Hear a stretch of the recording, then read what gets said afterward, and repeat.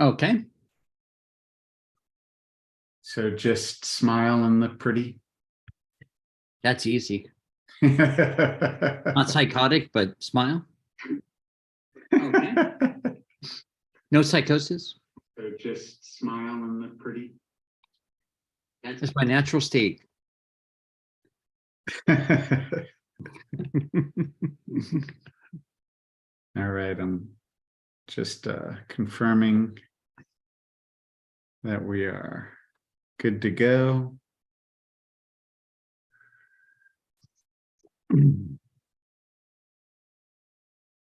It says 2 participants, Mike. That's you and I. Doesn't count all of our split personalities. That's right.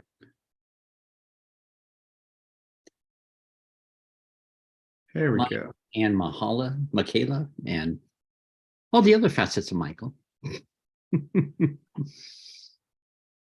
There we go. All right, we definitely are live, William. Mm-hmm. So you can say hello while I find our first question. Well, hello, everybody. Welcome to the YouTube Live as Mike finds the first question. Like that, Mike? Cool. Yes, I do. That's like IKL. Perfect. Okay. And welcome, everyone, to the first event of March. And happy St. Patty's Day, almost. And happy course month, the beginning of our new course with all kinds of new different ways, advanced ways that we're going to be playing with things. Yes, our course starts this weekend with 2 options of times, one on Saturday, one on Sunday. And it's a real opportunity to expand, embody your true presence. And it's taking you, it's kind of fun.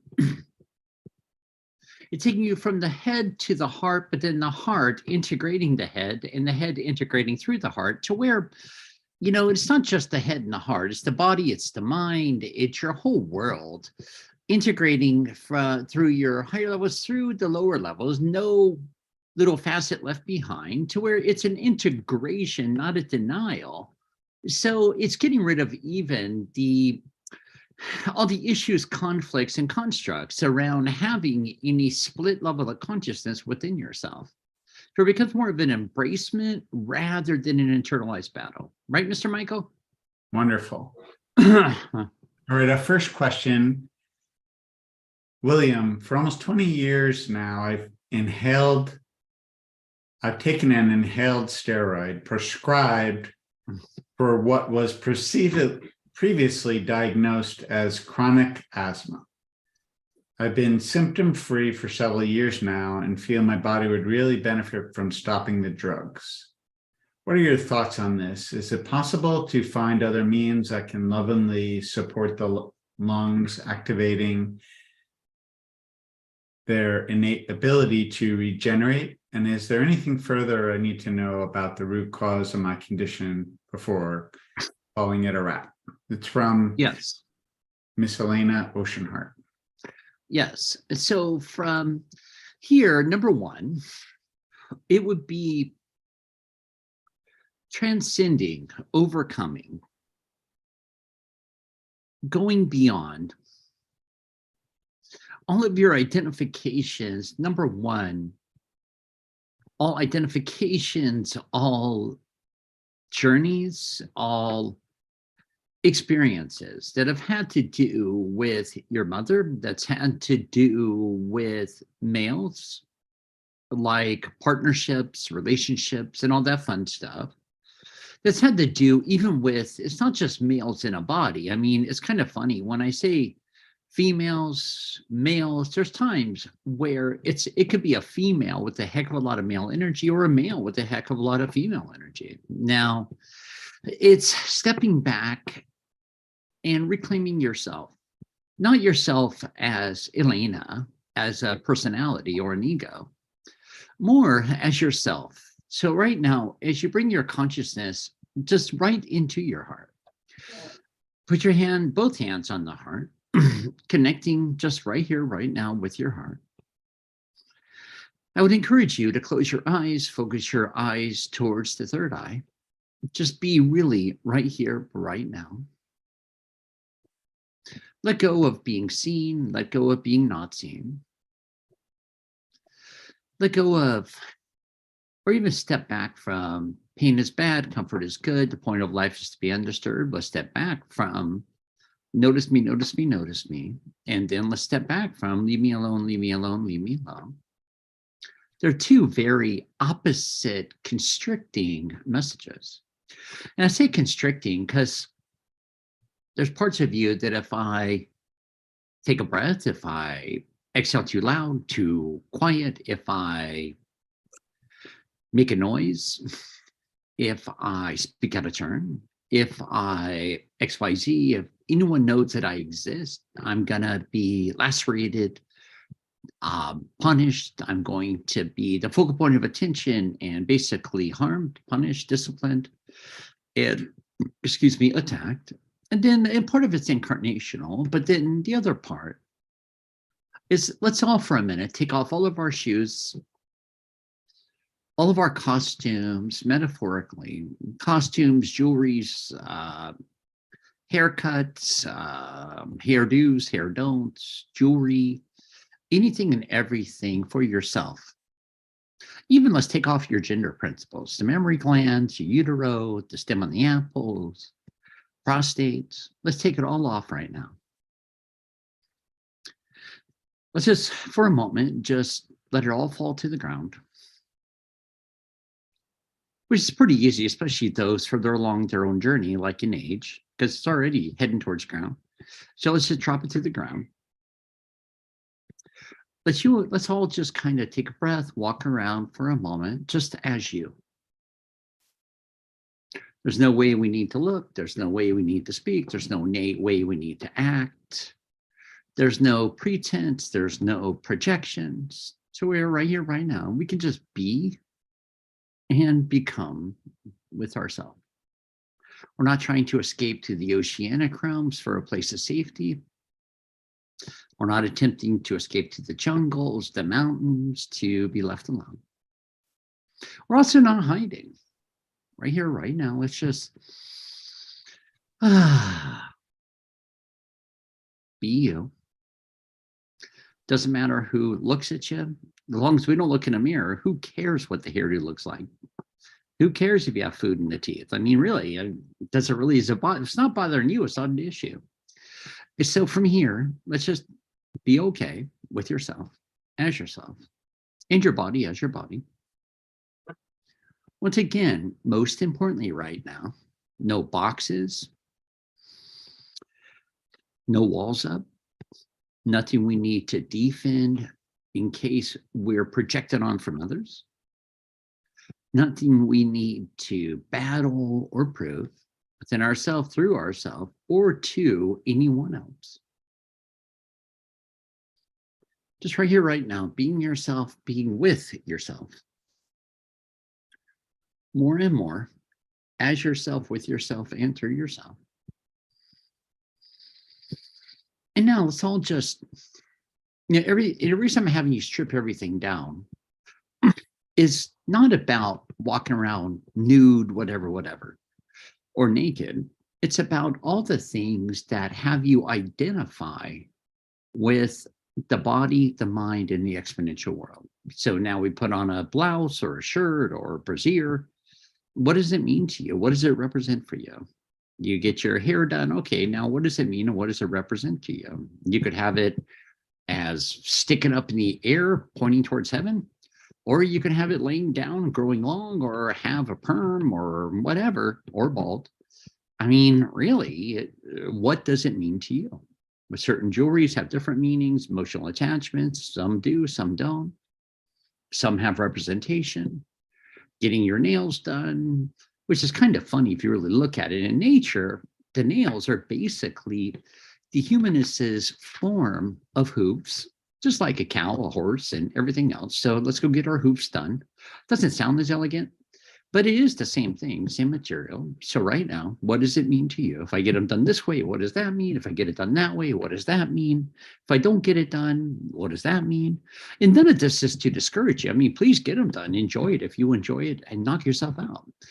Now, but it's also about all these meanings where shorts, trousers, shoes, costumes, this brand, that brand, no brand, all the meanings that are put into literally about everything when it comes to your appearance, what you wear, when you wear, how you wear. Now let's just strip it all away.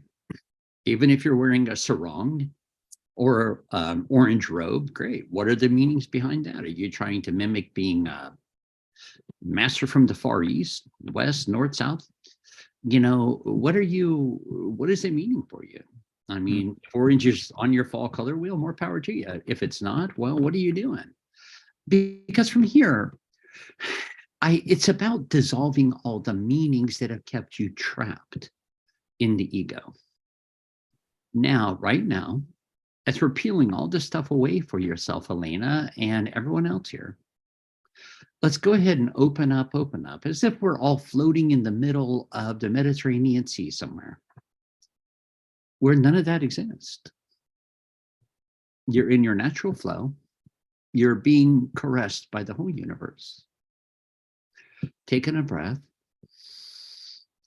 And then the other part is where you didn't want to be here, which has made this live stream even that much more quadrupled as a struggle. We could say you had to be here. We can make all these things, but I would say you had to be here because you got so wrapped up in all the gunk from the karmic lattice work that, yeah, this is your life of mastery, superseding, overcoming, waking up from, vibrating faster and faster to move into your mastery, to go beyond your mastery, to make a full transition. Now, which really just means vibrating faster and dropping all the weight. Because even beyond the body, I don't care if you weigh 20 pounds and you're Ethiopian and you're starving to death, whatever, you'd be amazed how many leave the planet and they still weigh 20 times more than their body when you're trying to ascend, which is accelerating vibratorily to make it through the mass collective particles, the astral planes of consciousness, to make a full transition. Now, each and every judgment, each and every thought, contemplation, emotion, it has weight, literal density, as you're trying to make that transition. That's the other part here. And then feeling like you're being buried alive, trapped in a box, which you have, and that's all fine and dandy. Now, it's fine and dandy, but now it always begs the question, okay, great. I've been the Queen of Rome or the King of Rome. I've been the Queen of many different countries, England, Britain, on and on and on. But now, it doesn't really matter because you're not. So we're dropping all those labels, all those titles. So once again, it's just more weight to carry. You're letting it become purified, divinitized, and now taking another breath. Because even looking at your track record from where you've lived, how you lived, all of it has said, I want to be left alone and I want to escape. And from Hawaii to, England and comatose and on, there's all ways that you wanted like to take a time out to step out. But unfortunately, there's been still too much density. And you've been keeping yourself here not to make a full transition until you are ready or light enough. Then we're turning the corner and starting to present more, express more, but then leaving the planet is not the solution. It's integrating through the body on the planet, emanating, radiating, and then becoming friends with your physical embodiment. Thank you.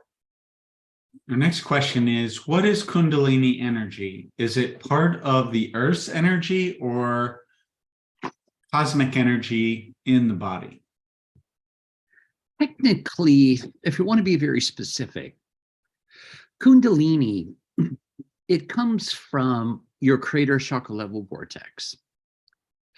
So it becomes activated. And it's coming from also your celestial realms. So if you can tune into it with me. It's coming from your celestial realms, from the sun, then it looks like your celestial realms, then it looks like through the astral planes, which is where psychicism resides.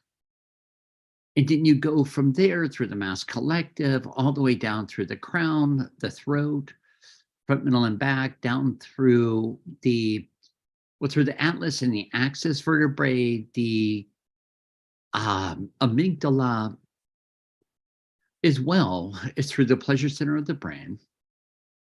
And that goes through activation all the way through the back of the brain and through the pineal and pituitary gland. It shoots like a lightning bolt all the way down. Beyond it goes through your heart, through the solar plexus, through the throat, all the way down through your navel, all the way through your crater chakra vortex, in through your hips.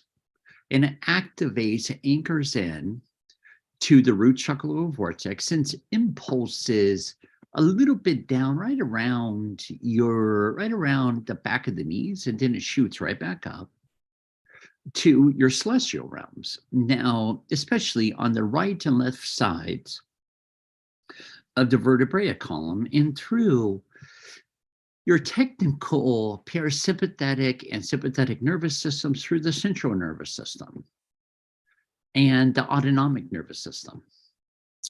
In the parasympathetic nervous system, as I mentioned, and it goes through what I would call, it's like going through a quickening and an activation. And then it's like activating, turning all these crystalline particles upside down and all around, knocking them off kilter from what you've perceived to be 3D, 4D reality. It's knocking it off kilter, and then it's sending you into a state of euphoria, which means it's like you're stepping out of the third dimension, beyond the fourth dimension, but you're not exactly fully integrated in the higher end of the fourth dimension. So it's kind of letting you step into you more in between realms. And as it goes through those activations, it shoots down your arms into the chakra level vortexes, through the palms of the hands, and the other parts, like an initiation, to start using your body more and more as an instrument and as a conduit of divine love and truth.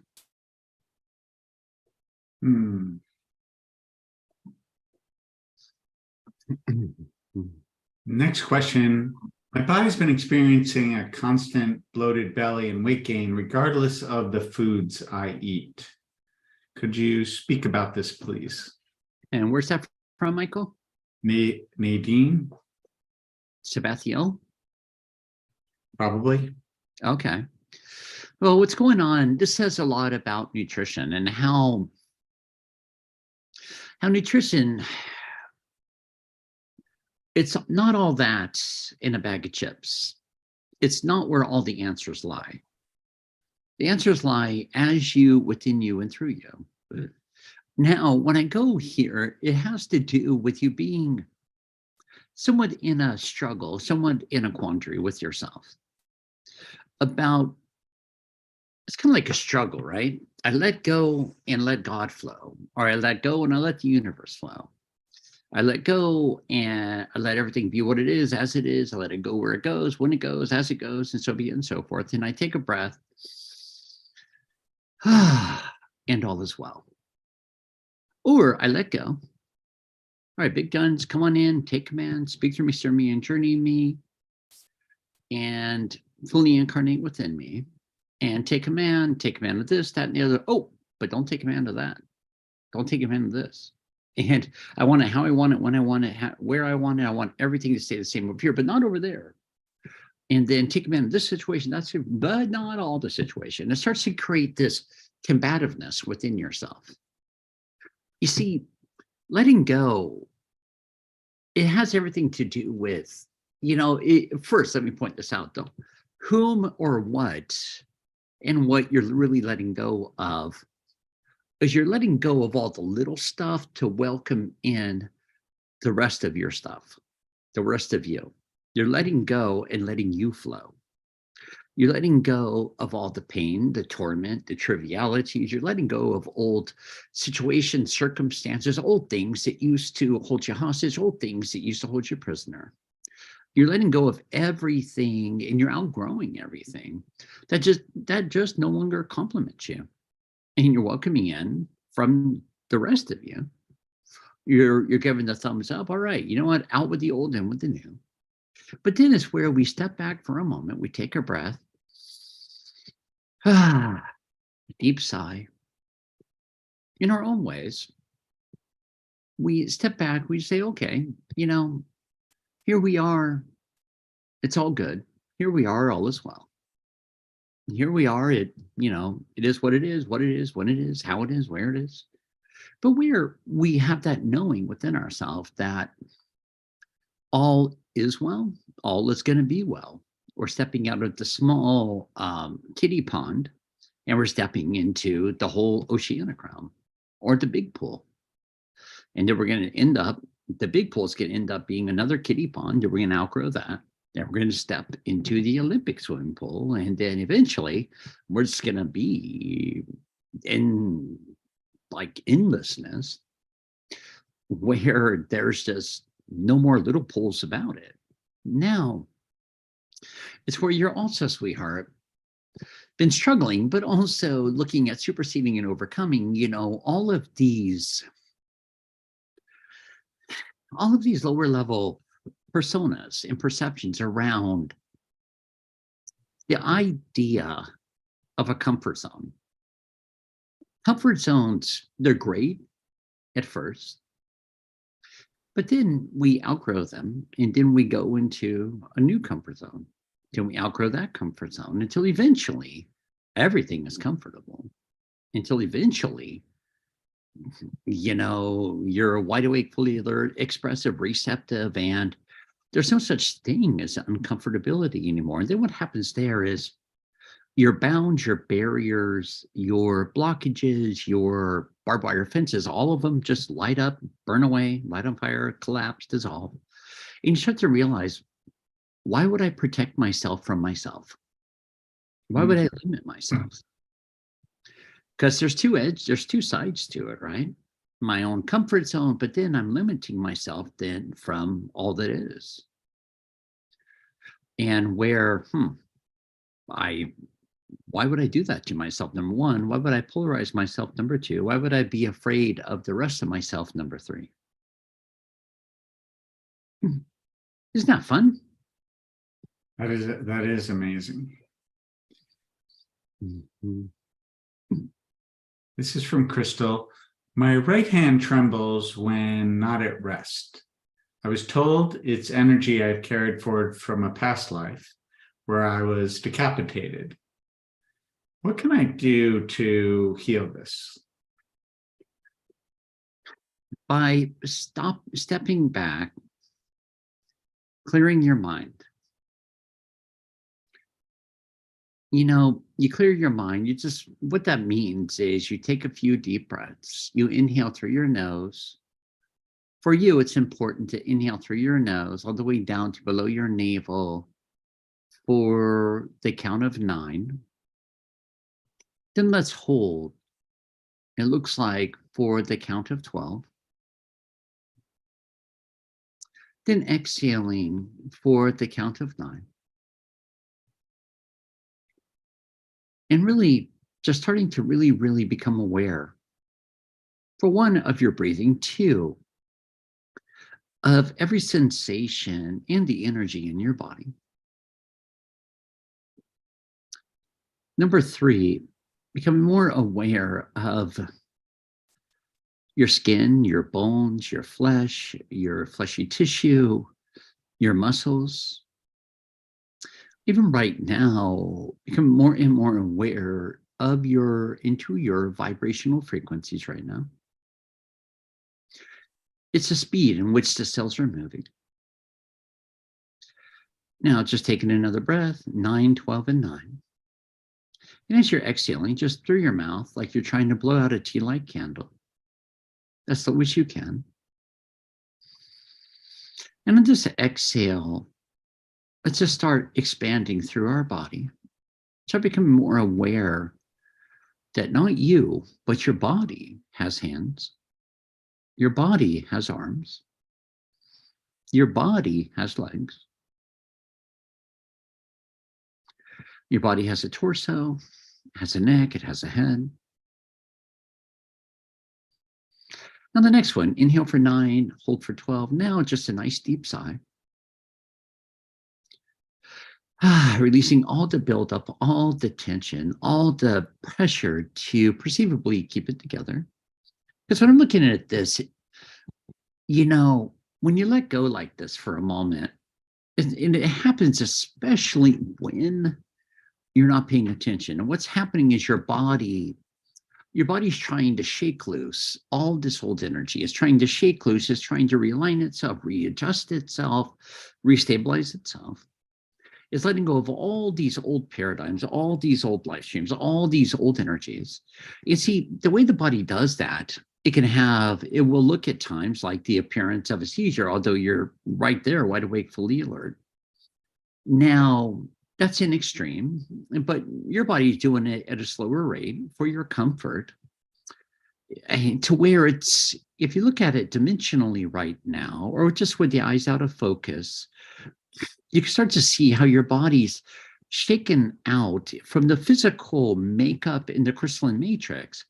All of these energies that just in memories, the classical, the requiem, effective, and even dimensional planes, all these areas that just no longer complement you, all these situation scenarios that no longer serve you, no longer serve your body. And also you're welcoming back even your soul fragmentations, all these pieces and parts of the soul level that have been split off here, split off there, that, have been beheaded, that have done the beheading, and that have lit places on fire, that have been burnt on fire. All these different polarities, and all the times of being overtaken against your will, all the times of being part of the gangs that would come in and overtake villages. Now, it's interesting because everyone's played every part. Now, you're letting it all collapse from your soul level, your consciousness. You're welcoming all of yourself right here, right now. Now, I know it's funner to believe that you're the fairy godmother and the angel in the outfield, on and on, but you got to remember that's the whole karmic lattice work thing, is you've played each part, and so has everyone else. So it's not judge good or bad. It's just been there, done that as a soul through your Akashic record realms. Now you're coming home, and now you're letting your body catch up with you and realign to now be free, but also realign within you, through you, and for you. Is there something this dear one can say to her body to assist the process? Most definitely. Body, you're safe, I'm safe.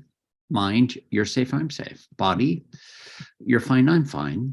Mind, you're fine, I'm fine. All is well. Body, I give you total permission to do what you need to do as quickly as I can handle for my highest and best good, and as quickly as you can handle for your highest and best good, to experience, go beyond, be done with it, and move forth. And you can also share, body, you know what, I'm more than willing to release this debris, but I prefer to do it through the colon and the bladder, rather than having these odd sensations running through my body. Now, we're giving the body clarity of how we would prefer to release, including through the sweat glands, so that we're giving it direction. Not that it has to be or shouldn't have to be, blah, blah, blah, but we're giving it a preference, a direction of how we prefer to let it decompress and release with ease and grace.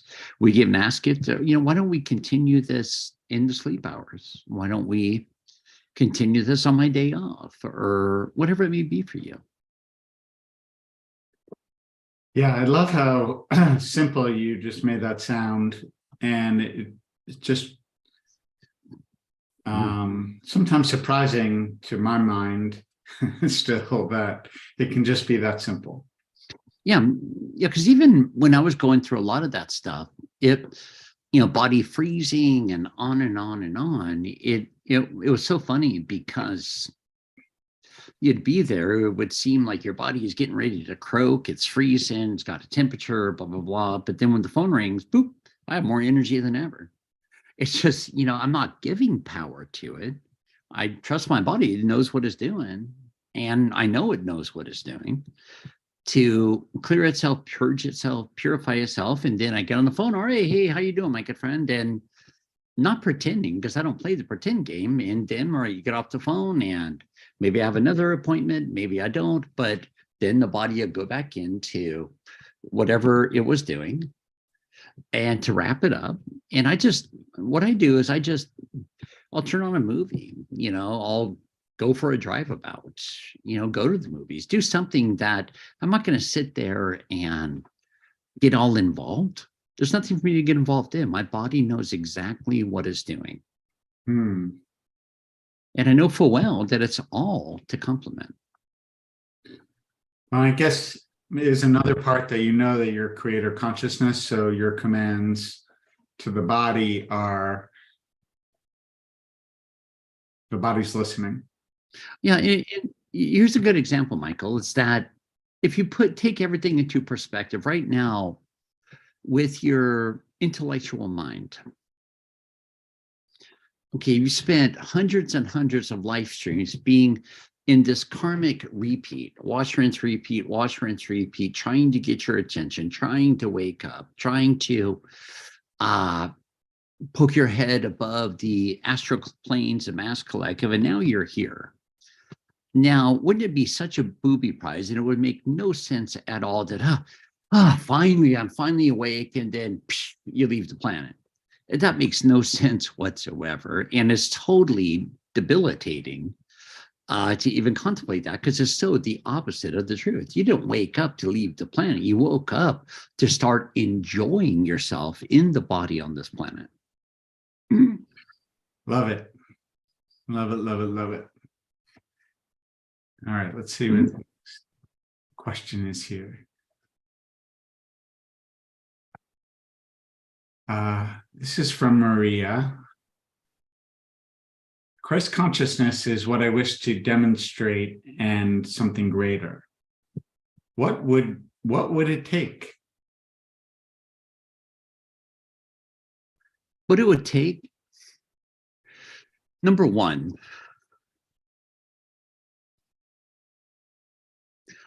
it's kind of like the words of Gandhi, right? Be the light in which you wish to see in the world.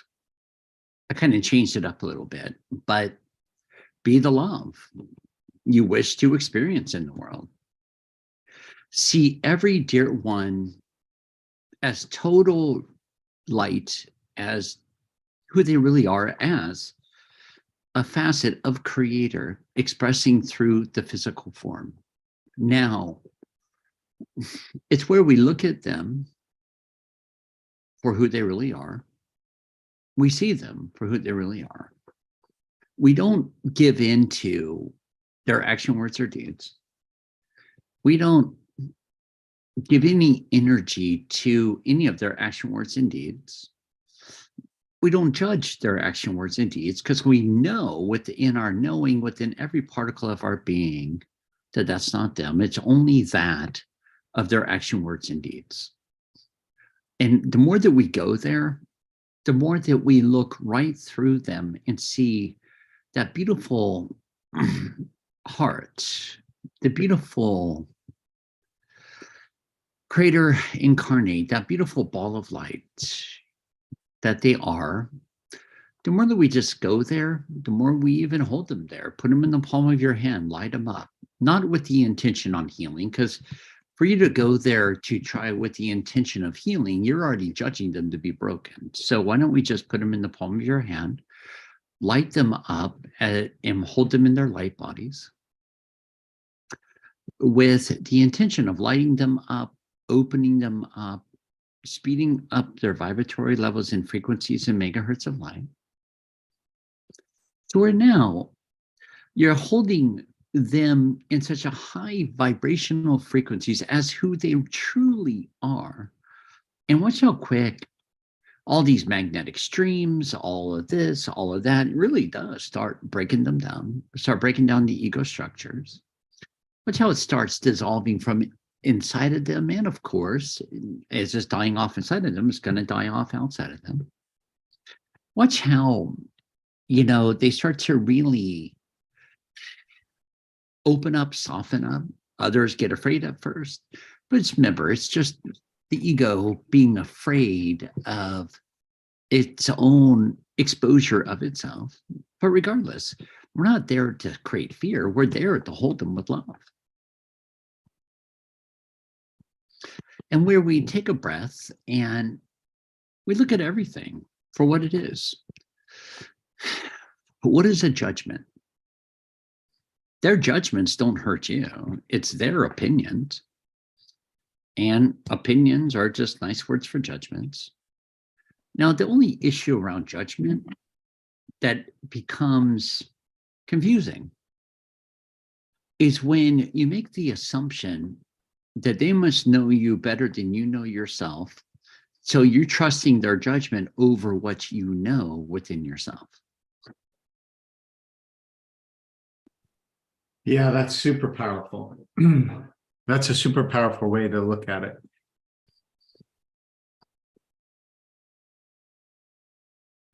When in truth, they're only just opinions. Now, you didn't come on this planet to try to win a popularity contest. You didn't come on this planet to try to make everyone your friend. You didn't come on this planet to try to make your whole life about approval or worthiness. You came onto the planet already being worthy, and then you were taught that you're not worthy. You were treated like you weren't worthy. You were treated like you were different, not acceptable, blah, blah, blah. Still doesn't change the truth. You still are worthy, acceptable, good enough, and more than. Now it's just like, all right, my parents, their parents, their parents, their parents, whatever, generational, genetics, blah, blah, blah. All right, they had this stuff going on, family curses going on and on. But still, my father's fathers, and all of them died of prostate cancer. So that means nothing. That was their bodies, not mine. So it really doesn't mean anything. And it doesn't have to mean anything, especially when you start to own your own body, you're not living by default. When we were talking, William, about the course that starts this weekend, you had shared with me some of the things you wanted to make sure were part of the course, and I thought I would just share them now, given what you're sharing. That you shared, I am a clear and perfect channel of divine love and truth. I am always connected to divine love and truth. And I am an open door of unconditional love that no one can shut. And all that, as I read them, my whole body just resonates with those statements. Yeah, because if you really think about it for a minute, and not just think, I want you to think about it, then I want you to feel about it. I'm a clear and perfect channel of divine love and truth. I am always connected to my divine source. That's something no one can take away from you. I am the open door of unconditional love that no man, woman, child, situation, scenario, culture, color, creed, country can take away from me. I am who I am. And I am that I am. I mean, it's like, my point here is that it really comes to, what are you going to give your power away to or not? I hear this so frequently, and I watch it so frequently. Like, you're in a happy-go-lucky mood, and on and on. You go into the store, the library, whatever, however, and it's like there one's maybe and a lot of Debbie Downers running around and blah, blah, blah. And it's so interesting how many times dear ones sink down, gives their power away to it, so they start to mimic into being a Debbie Downer. or a Donald Downer. I mean, let's not be sexist. So from here, it's like, why? Obviously they're wanting and yearning for love, for light beingness. But you see, it's like, we're not there to mimic what everyone else is doing. You're there as the difference through what everyone else is doing. And then superseding and overcoming even your incarnation realms where you've made all these decisions that, well, if I'm different, it means I'm going to stand out. If it means I'm going to stand out, it means I'm going to be hung, crucified, burned on fire, burned at the stake, and drowned and all that. Well, in the past, yeah, you're right. The incarnation, that's exactly what occurred. And I'm not arguing that because that is exactly what's occurred. But now that's no longer going to happen. So why still be ran by that old energy? Because now we start recreating new unfoldments and new outcomes. Yes, let's recreate. Thank you, William. Thank you, thank you. And thank you all for joining us. This has been so heart-opening, William. Thank you. And you too, always, buddy. Love you, and we'll see everyone next month. My angel's even over there applauding for both of us. Great job. Love you, everyone. And we'll see you at the event or on the other events or next month.